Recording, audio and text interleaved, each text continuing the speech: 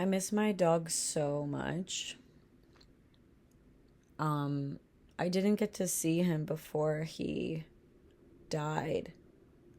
I actually hadn't seen him in like 5 years because I was fighting with my mom, and after my parents' divorce, he went with my mom.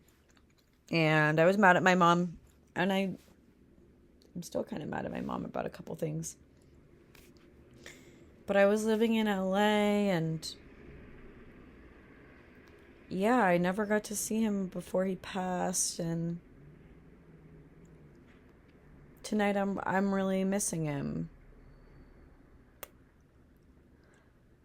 He died like almost a year ago.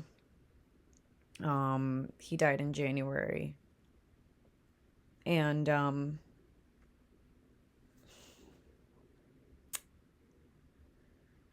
I miss him every single day. I think about him every day.